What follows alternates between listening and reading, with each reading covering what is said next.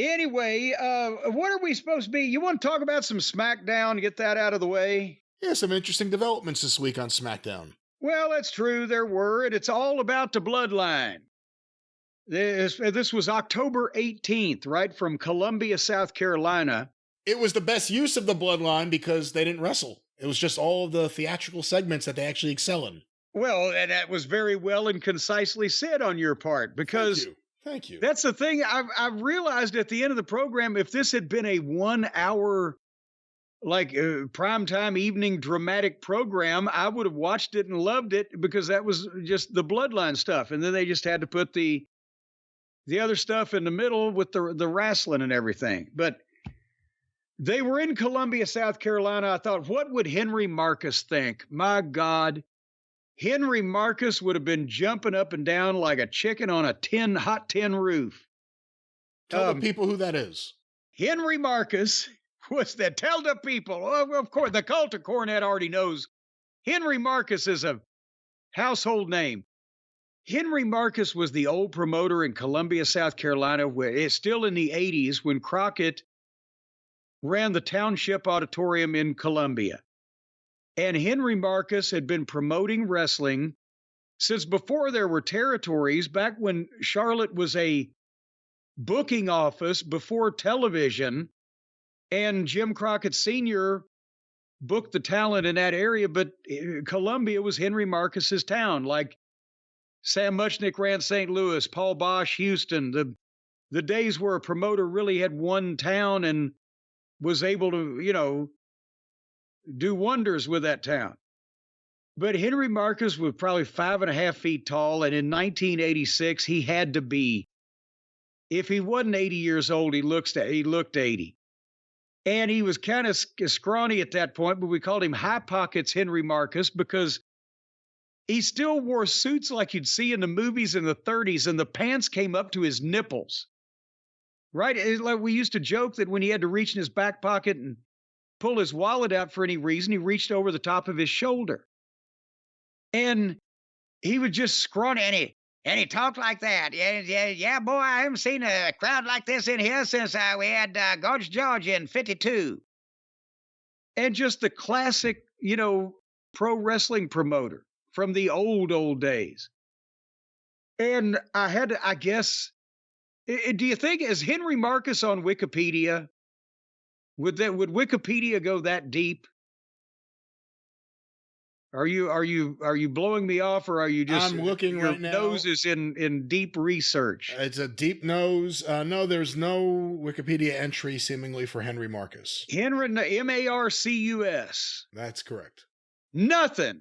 You got that right. Well, what about just a regular Google? There's a Mike Mooneyham's column. Yeah, You didn't ask for the Mike Mooneyham column. You said Wikipedia. Well, I'm just wondering. I follow the rules. Just how old would Henry Marcus be now if Henry Marcus was living now? Do I need my translator pen? Hold on. He died in 2004. He died at the age of 93.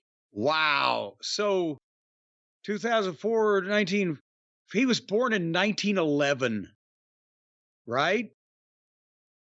So he was okay in 1986, he was 75 years old.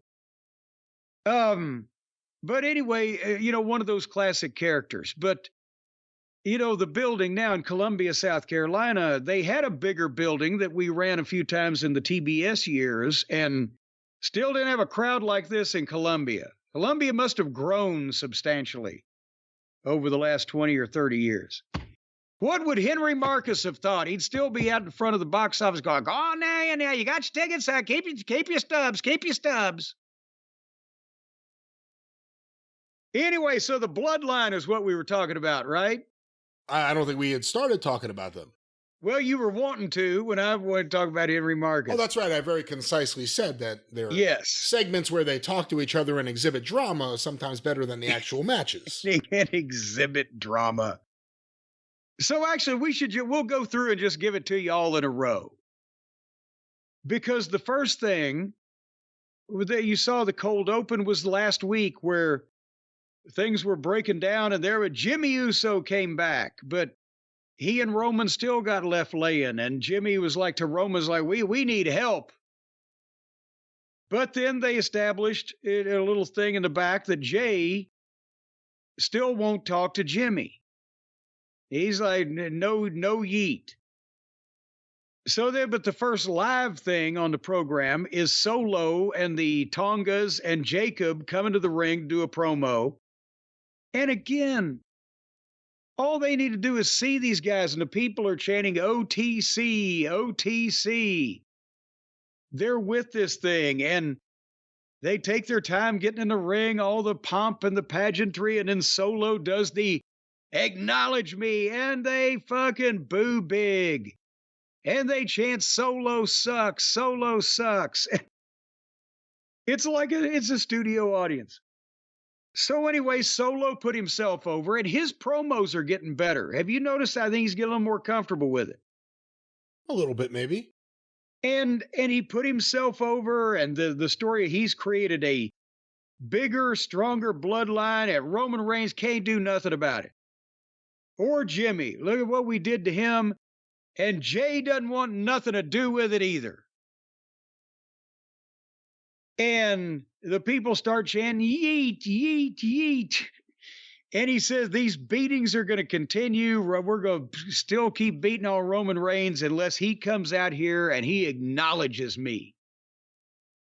And then all of a sudden, Jay's music plays. And here he comes down his normal entrance from up top down through the people, and the big reaction, and they're waving and they're yeeting and they're spitting about.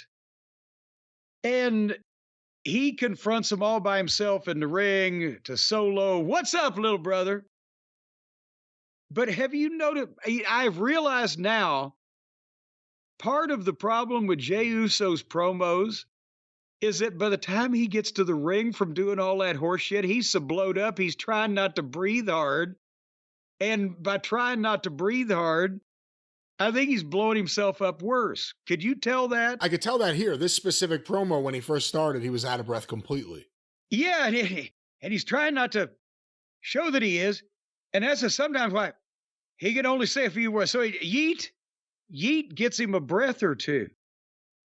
But the man's a genius. Well, but at the same time, I wish maybe he'd take 30 seconds, just do some fucking hyperventilating in the corner and then come out normal. But his story was that he still cares about Solo. He's his brother. But he wants to talk to him because think about what you're doing to the family. I left to become my own man. I became the Intercontinental Champion. And now all the people are chanting, you deserve it. He can't even get his pitch out. They're chanting at him again. And this is no good. Fighting over the Ulafala is no good. It's earned. It's not taken. In the family and sis and mom, whatever, right? And Solo busted in on him and kind of kicked it in. That's why I'm there on the promo. He was making fun of Jay, kind of being sarcastic, and not just that stone face that, we were seeing at one point in time, right? But anyway, he's telling Jay that I'm the tribal chief, and you're always got a place in my establishment here, whatever, but you have to acknowledge me. Are you in or out? And again, they're chanting OTC, OTC. And then Jimmy said, why'd you have to go get these three? Look at them. There's a reason that we stayed away from them. And again, this story where these guys were the ones that were too bad for the original bloodline. What now? Go ahead. Well, that line, there's a reason. Was that specifically about Jacob, or was it about all of them? I think it's all of them. I thought that was just about cousin Jacob. Well, I think it's all of them because now that they're trying to, because let's face it, the Tongas are a little dry, right? Dry as the beach on Tonga. So maybe they're trying to bring them in as far as being, because they're just, and truthfully, they're the tag team champions, but they're also flunkies whenever one of the top singles guys wants to beat everybody up. Because they can't beat up Jacob and they can't beat up Solo. So, but nevertheless, I think he's either that or maybe Jimmy just fucked it up. I don't know. But, there's a reason we stayed away from him, makes him dangerous. But that's when he looked at Jacob and said, if you keep looking at me like that, I'm going to knock your ass out. And that got a huge pop. And I wrote then, I'm loving this because this is great. They're doing a good job, and it's got something going on. They're keeping it fresh. And Solo, of course, keeps Fatu back. Or not Jimmy, rather, if I said Jimmy earlier, but Jay said, next time I see you, it's going to be different. Yeet. And then Jay leaves while Solo has his hands out where he's not holding them back like they're trying to pull loose from him, but he's in control of them.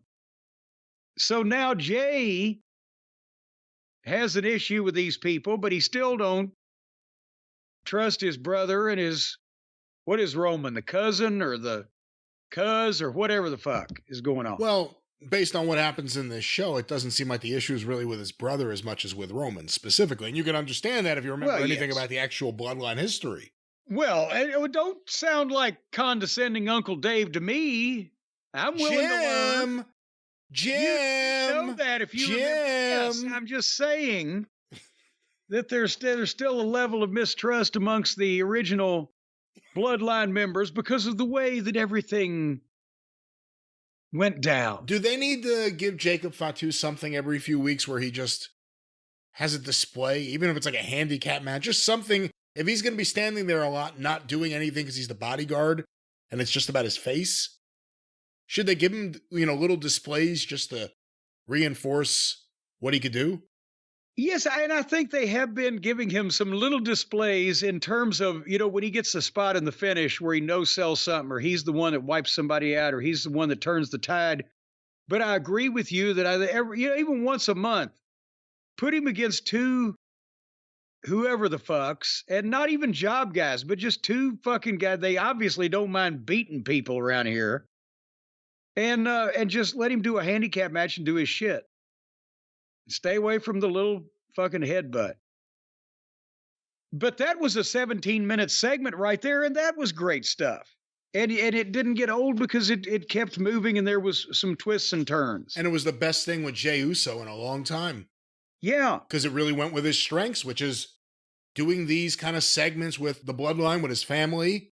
That is what got him over. And the Yeet thing has been the thing happening on Raw, but this is the Jey Uso I like. Well, and then continuing on with and then we'll come back and pick up some other things that happened, but it's to keep on with the Bloodline so that we don't lose track of the players in the game. Here later on, an SUV pulled in the back, and there gets out Roman Reigns and Jimmy Uso. And why can't anybody get to the show on time? And have you noticed that usually in AEW, it's 8:30 in the middle of a 2-hour show, and they're leaving the building. But here, it's 8:30 for an 8 o'clock live show, and they're just getting there. Well, things are a lot more lax now that Vince is out of the way. But he did say he watched it because he referenced the Jey Uso promo. He must have watched it in the car. Or maybe they got one of these fancy Dan phones that plays TV now. I've heard of those. I think they hand those out when you become a secret agent. But anyway, they get out of the SUV. They're walking in. Well, they were talking about playing a rap song too that they were listening to in the car. I hate that I missed that. When suddenly they see Jay, and Jay tries to walk away from him, but Roman Reigns stops him. And Roman says to him, he looks and he says to him seriously, I'm proud of you. We all are. And Jay looks back and says, no yeet, and walked away. And then Roman's like to Jimmy, I told you so. I told you so. The yeet was silly in that situation, in that spot, whether it's over or not. I don't care if Jay had just said, if he hadn't said anything, if he just turned around and walked away from him, it would have made the point that Roman had tried to extend the olive branch and Jay had turned it down, but no yeet sounds frivolous for that particular context, doesn't it? I mean, it didn't bother me terribly because it goes in line with everything he's done for the last few months, but I could see your point, and it probably would have been stronger if he had broken that for a second there. Just the once. Just the once. With that said, he's right. Why should he forgive Roman? Sure, I told you he'd be like, I told you what? He'd remember what a dick you were? Ordering him around, talking down to him in front of the crowds, making him turn on his friend Sammy. So I don't know. I'm on Jey Uso's side here. Well, this is still to be resolved because later on, in the back, Jimmy was still telling Roman that he should talk to Jay, and Roman was like, I tried to talk to Jay. We already talked to Jay. And at first, Jimmy had been, when Roman was deep in thought, Jimmy had been over his shoulder, and the camera widened out, and Roman looks up and he's kind of startled, like, why are you so close to me? He was sitting next to him, looking over his shoulder like Heyman used to. And Jimmy was saying, the wise man's not here, so I was trying to be like the wise man. And Roman says, if the wise man was here, this would have been done by now. So would it be good if somebody said what the fuck actually was the matter with Heyman? The extent of, he got power bombed and on the desk and suffered a cervical blah, blah, blah, and he can't move his jaw, or... Because they seemed pretty jolly talking about him. It wasn't like, the wise man, rest in peace. Yeah, no, he's not... Bless his soul. Not dead. He's not dead. You just know he's coming back, but they haven't said exactly what was the matter with him or how long it would be, or... not even how long it would be, but one would think they would say, poor wise man, what he did to him. He's still bedridden or whatever. Anyway. Hey, listen, the first time, as a surprise, the fans hear, ladies and gentlemen, from Heyman, it's going to get the biggest pop a manager has gotten in WWE since Paul Bearer returned. Oh, yeah. At WrestleMania, what was it, WrestleMania 20? When all of a sudden you heard, oh, yeah, and the place came unglued. Because it meant that The Undertaker wasn't a badass anymore. He was dead once again. Do you think that that's the way that they babyface Brock Lesnar back into this thing somehow, by that the babyface bloodline is still one man short and there's no way they're going to triumph and right at the last minute in time for people to order the pay-per-view or whatever the fuck you heard, ladies and gentlemen, and out comes Heyman and Brock to be the evening up force? It's interesting, and there's still a lot of stuff they left up in the air with Brock and Cody, and you got to figure at some point you got to get Cody pulled back into this before WrestleMania. We'll see. I mean, Heyman has to be... The fact that they're mentioning Heyman means it has to be close, you would think. Well, I don't know. They still didn't mention his name. They just referred to him. But nevertheless, they were sitting there, and finally Roman says, I'm going to fix this my way. And Jimmy says, how? And Roman says, I'm going to acknowledge Solo. And now again, this is great, right? Oh my God, dun, dun, dun, dun. So then we have some more program. And then finally, last thing, Roman Reigns' entrance gets the big reaction, OTC. Columbia, South Carolina, big pop on that. Maybe for the last time. Acknowledge me. Big pop there. And then Solo's music plays, and out he comes, and he's alone.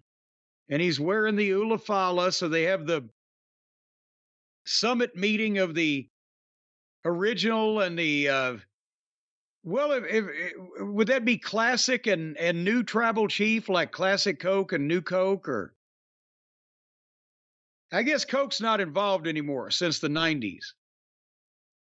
But Roman says, hey, you told Jay that our family and bloodline is stronger now. Well, I don't see it. I think we're divided and we're broken. And Roman, he's taking the acting lessons or whatever he's doing because he's ready for Hollywood. And the facial expressions when he's thinking about things and milking things and just twitching. And I told my father I could fix this. All I want to do is put us back on top. So what do I have to do to fix this? And Solo said, it's easy. Acknowledge me. And the people are chanting OTC again, and Roman milks it. And again, they got the close up, and the wheels are turning, and his jaw is clenching, and his cheeks are twitching. And finally, he says, I acknowledge you.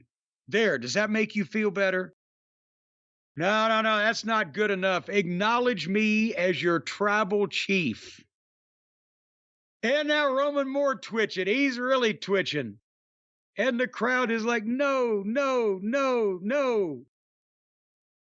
And Solo says, acknowledge me or else. And Roman finally bows up and screams, or else what? And then Solo starts laughing at him because he knew he could make him break. You never change. I knew it, and I'm not going to change either. And here come the Tongas and Jacob Fatu out the entranceway, dragging Jimmy Uso where they beat him up in the back. And Roman and Solo get in a fight. Boom, boom, boom. And Roman dumps Solo. And then he nails the Tongas and he levels Jacob. And Superman punches Solo. And he's laid waste to everybody. And he sees the Ulafala there and he picks it up and he puts it on. And the pop is huge. But right as he's putting it on, probably a little bit early, squash the pop, Solo nut shots him. And the heels get some heat on him. And Jacob does the DDT, and then Solo hit the spike twice on Roman. And so Jacob could present and readorn Solo with the Ulafala while the people are chanting, Solo sucks, Solo sucks. Either that or Solo fucks, so I couldn't tell for sure. But I mean, what? This is fucking great. This is great shit again. Remember we were saying this 2 years ago. This is great shit. How long can they keep this up? What'd you think? I enjoyed everything with the Bloodline this week on the show. Everything in between is another story. But all the Bloodline stuff was great, and they're building things up to the point where when the show went off the air, I actually was, at that moment, like, I want more. I want to know where this is going. It's kind of what you want from your wrestling show. I can't wait for next week's episode to at least see the non-wrestling segments. Yeah, if they could just get that pesky wrestling out of the way. We did miss talking about the Street Profits with B-Fab versus Ciampa and Same Face versus Purely Dreary in a three-way time filler where the winner of this would wrestle the winner of another one for a title match at a later date. So that was that. Tiffany got the flu. So Aldous forced the refrigerator to get another partner, and in walked Candy LaRue, the most diminutive little larvae on the roster, and so she became the partner. I wrote, maybe she'll squish her. And we saw Piper Niven versus Lash Legend. And then at 9 o'clock was Cody Rhodes. And again, boom, out he comes, the big response, the whoa. He literally kissed a baby on the way to the ring. Did you see that? They found a baby somewhere, and he's there making over the baby. Before you go any further, I'm just going to say this right here at the top. A few more weeks of this, he's dangerously close to becoming Bob Backlund in terms of just squareness. Yeah. And in these promos, it's like a kind Moxley at times. Like, what is he even saying? Well, why would anyone want to be behind him other than the fact that they already are? He needs to be like directed and assert. I don't know. He needs to be, Cody, just talk about this person and what you're going to do, not platitudes, not comments for all the people everywhere. Just don't do that anymore. While you're dressed like you're running a Nickelodeon in 1855 or what the fuck? Like, I don't, they weren't back then, but you get the picture. Heckel was the heel in the Around the World in 80 Days cartoon. But no, they're chanting Cody and they love it. But yes, and he points out the big crowd and it brings them into it, and that's great. And he cut a promo on being the first crown jewel champion, and they're pushing that ugly ass belt. But he's like, what if Harley Race had faced Bruno Sammartino? What if Nick Bockwinkel had faced Ric Flair? Goldberg versus Austin. At Crown Jewel, there will be a definitive Crown Jewel champion. And he started talking about Gunther. And that's where I think this is it. He's not being too much of a baby face. He's being too much of he's crossing the line into a little prissiness. He's doing the dusty cadence, but he's not doing the Dusty having a beer like one of the boys type of thing, you know. Because Dusty wouldn't have worked as well if you thought the Dusty character's life goal was to go to Harvard. Yes, there you go. Dusty's character's life goal was to beat up everybody that graduated from Harvard. But, you know, Cody needs his daughter to know that he's the champion. And he invited Gunther to SmackDown next Friday night so that he can ask him, hey, champ, what do you want to talk about?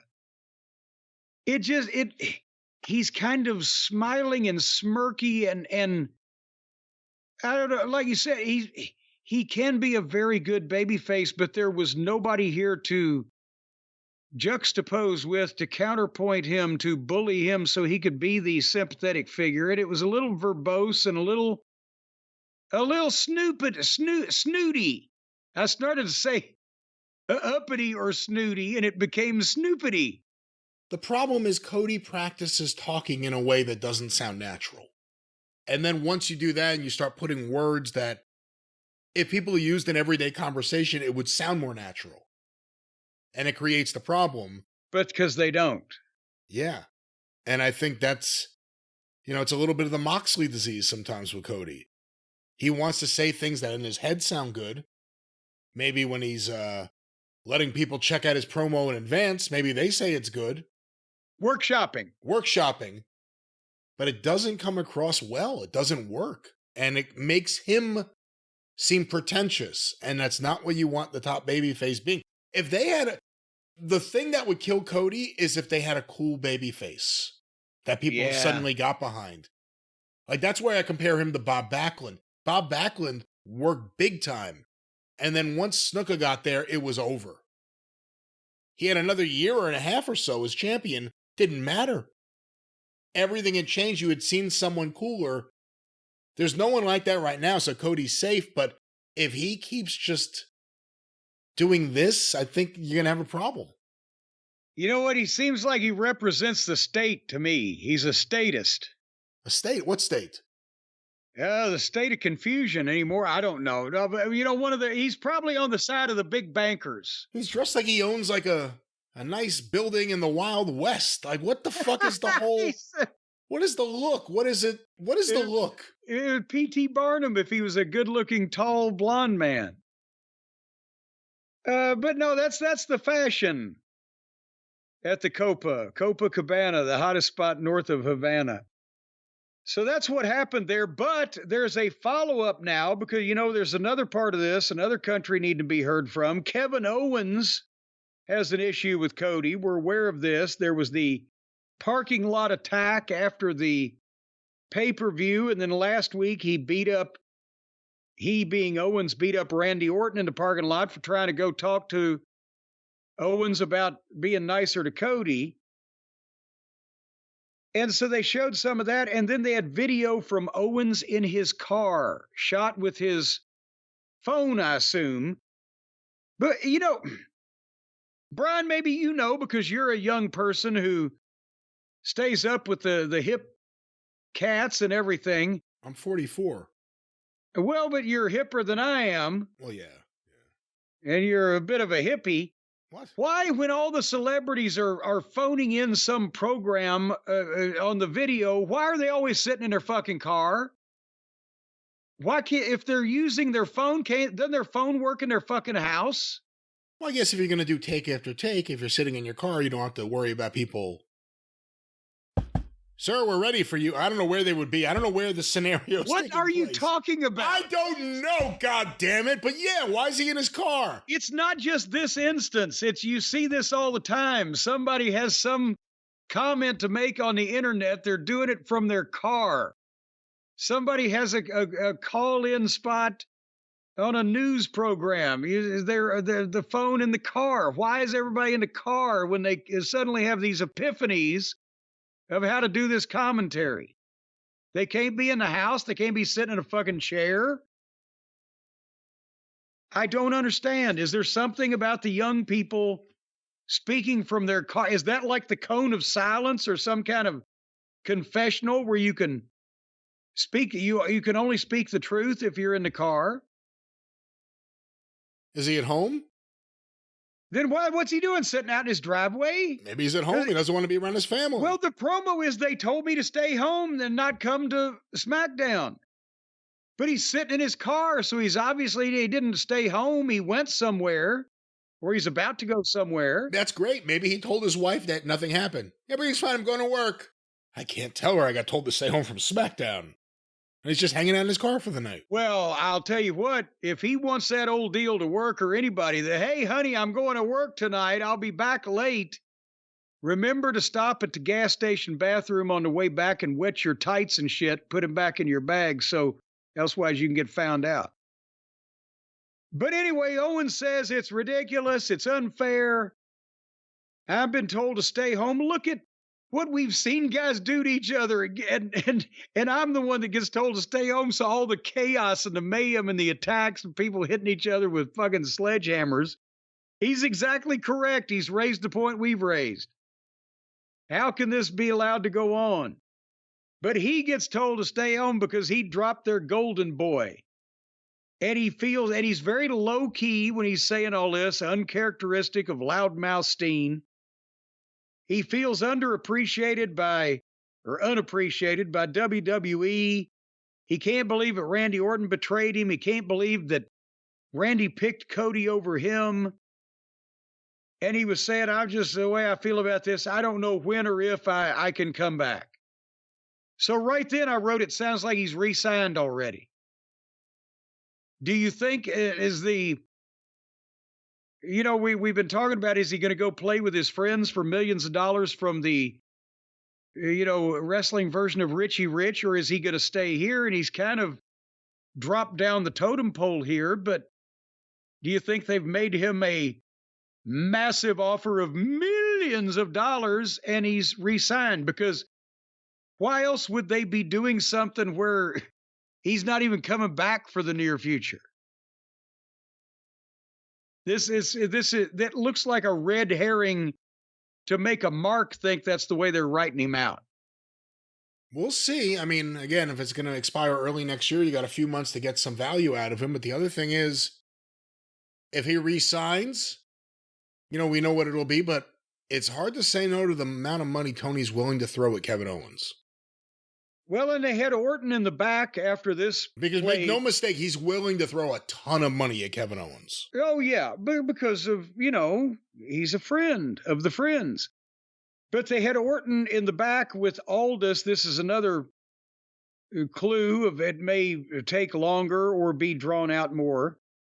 Orton wants Aldis to make the match with him and Owens, but Aldis can't do it. And Orton starts arguing with him. He says, you're not listening to what I'm saying. I can't do it. This is coming from the top. And that's when Randy says, well, then I know who I need to talk to. And I'm assuming it's not Moxley. So it's probably he's going to have to talk to Triple H, is he not? And would that not be another development that might prolong this thing a little bit? It's obviously not going to happen in Saudi Arabia, but I would think Survivor Series, right? Let's see where they go with this. It's Triple H, or I guess it technically could be The Rock or Nick Khan, but Triple H is the only one that would make sense storyline-wise. We'll see where this goes. That's an interesting little wrinkle there, that they can't make the match because they're not allowed to. Well, yeah, and here's the thing. I don't think they're going to go to Nick Khan because they haven't established him as a person that anybody goes to on camera for anything or whatever. And I don't believe they'd use The Rock on this, so I think it has to be Triple H. But we shall see whether or not we get this and when it is. And then we had another triple threat match, Waller and Theory and the Lucha Heels, and the debuting Motor City Machine Guns, Alex Shelley and Chris Sabin. And I like those kids. I worked with them at TNA 15 years ago. I hesitate to say anything good about anybody, again, because you never know what people been up to. But nice, dedicated young men. They look great physically. They're in shape. I look forward to watching them in an actual real match where I could tell something about whether anybody can do anything or not. But they won this one, so apparently they're not in there just to be chopped liver. But somebody did mention when Alex Shelley and Chris Sabin just made their WWE debuts at the ages of, I think they said 41 and 42 or 41 and 43. And when Ricky Morton and Robert Gibson, the Rock and Roll Express, made their WWF debuts in 1993, they were 35 and 37. Oh, anyway. That's crazy for me to believe that Robert Gibson and Ricky Morton were younger then than I am now. Yes. That's crazy. Yes, they were. Because, and again, you know, guys start late these days. They're in their early mid-20s by the time they even start in a business, so you don't think that they're as old, and then time passes more slowly when nobody's having any fun. But WWE bringing in an established tag team that has never done anything in WWE but has been around for over 10 years. What does that tell you about what they're thinking about their tag team division? I think in this case, they also potentially may see something in Shelley and Sabin as far as maybe transitioning them to, well, that's a bad connotation these days, but with an eye toward them becoming agents, because they're of that age now that they can do all this stuff in the ring, but also they can communicate with hopefully with the younger generation, and they can also understand where the what's the word I'm searching for? The old folks are coming from, the old age home, retirement home, the nut house. No, would you stop it? I'm talking about The Office, but I mean that's what I meant. The previous generation, the man, the establishment. That's the word I was searching for. The fuzz, the establishment. They can talk to the executives, but they could also talk to the young people. So maybe they can be a conduit. That's probably what they're looking at also, I would think, or hope. Alex Shelley's one of those guys, and again, I know they're not big guys, but Alex Shelley always had an interesting look and an interesting charisma. I was always amazed or surprised, I guess, that he never did more. Because it seemed like for a while TNA was trying to do stuff with him before they were a tag team. Like, I remember him doing stuff with, like, Nash. Like, they were using him with top guys, and I don't know, there was something about him that was unique, and it never really went too far, it seemed like. Well, hold on here. There was the problem. They were doing something with Nash. Nash had a deal that either he was hurt and couldn't work, or had convinced them that it would be better if he didn't work and did this. I don't know. But he was working with the cruiserweight X division, whatever the fuck, the young guys. The same 6 guys that they would beat in revolving fashion every week that were the X division. But Nash was supposedly giving them advice and trying to mentor them and work with them or whatever. What it was a way for him to talk and get on TV without taking any bumps or doing anything. And it just, Shelley was the most entertaining guy in that group. I think that's why you might remember him with Nash, but there were others in there as well, and it never did anything for them, and they never went anywhere after that. Because Shitstain didn't give 2 hoots about whether they did anything with those guys or not. And Jeff had just put them in a position, honestly, where they were just supposed to have the video game match and a different guy would win every week. So it was just blah. But the Guns as a team, they did stuff with the Dudleys, and they were quite accomplished at one point in the tag team ranks there, but that was 2008, I guess. So it's been a while. But good Lord, they're better than some of the people we're looking at these days. And then Bailey and Naomi wrestled the Refrigerator and Candy LaRue, and Candy LaRue actually got the win for their team. Boy, what a contest that was. Did you have any thoughts on that contest? No, I skipped it. Oh, so yeah, basically that was the Bloodline with several, long commercial breaks for wrestling matches. Well, that was Smackdown. Yes, it was. And I'll tell you what, honestly, I'm betting that next week is the same thing. Is there will they let you bet on sure things if you know that such and such can't miss? There's no way it's not going to happen. Put the money on it, bet the farm, as they say. Don't buy the farm, bet the farm. If it's just something, a foregone conclusion like that, I bet you our friends at DraftKings Sportsbook would still let you bet on something like that, wouldn't they, Brian? They would let you do something, certainly, and it may even be aligned with some of the things you say, yes. Well, that's a definitive declarative statement, and I'm glad that you've made it crystal clear. But, folks, I'll tell you what, if there's any ambiguity left on your part about what you can do, then download the DraftKings Sportsbook app today. They're an official sports betting partner of the NBA and this National Basketball Association. Or is it Alliance? National Basketball Alliance? It's an association. There is no alliance. Oh, so there's no honor among thieves. They associate, but they don't ally with each other. Well, nevertheless, they're an official partner of DraftKings and Sportsbook and all that type of thing. And that means, boy, howdy, it's official. When you bet on the NBA, you can get right in there and you can bet on who's going to make the most three-point shots or who's going to get the most rebounds or who's draining threes and who's crashing the boards. Have you seen? They've got footage of this where the basketball players just go up for the big dunk and they miss the hoop entirely and just smack their faces right into the backboard.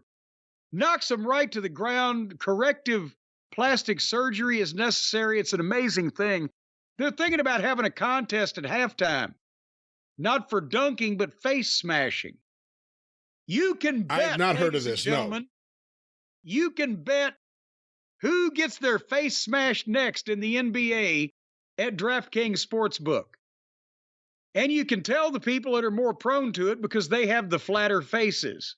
That may not be an actual thing, but there's lots of other things you can wager on with DraftKings. Yes, there's things, actual and otherwise, that you can wager on at DraftKings. That's why when you download the DraftKings Sportsbook app, and then it's the home of the NBA, and if you're a new customer, if you bet just $5, then you're going to get $200 in bonus bets pretty much instantly. Could you hear my finger snap just then? Can you hear that, Brian? I hear that, yeah. See, that's because we got the noise filtration fixed. But boom, and I hear yours. Okay, Jose Greco. How about that? Hey, come on now. The point is, you bet $5, you get $200 in bonus bets. Then you bet on everything and everybody. Just go crazy. Just bet on the moon and the sun and the stars. With all this extra money you're going to get, and you're bound to win something. Every point counts with DraftKings Sportsbook, and you can download the DraftKings Sportsbook app right now and use the code JCE. And that's going to get you $200 in the bonus bets when you bet just $5 only at DraftKings, because the crown is yours. And the crown is yours for $5, apparently. So that's a hell of a fucking bargain. What's that, Frank? Oh, someone's here. He has something to say. Let's go to this guy right now. As soon as his app opens, let's go to this guy right now. right now. Here he is. Right here. Gambling problem? Call 1-800-GAMBLER. In New York, call 877-8-HOPE-NY or text HOPE-NY 467-369. In Connecticut, help is available for problem gambling. Call 888-789-7777 or visit ccpg.org. Please play responsibly. On behalf of Boot Hill Casino and Resort in Kansas, 21 and over. Age and eligibility varies by jurisdiction. Void in New Hampshire, Oregon, and Ontario. Bonus bets expire 168 hours after issuance. For additional terms and responsible gaming resources, see dkng.co/ftball. NFL Plus Premium offer available only to new and former NFL Plus subscribers. Additional NFL Plus Premium terms at nfl.com/terms. You know, he ought to update his content there because the NFL was before announced the NBA. So we got to get back to Mr. Tits McGee there about updating his spiel. But it's basically the gist is the same thing, folks. If you got a problem, don't call us, call them. The crown is yours, I guess is what we're trying to say with DraftKings. Yes, that's what we're trying to say.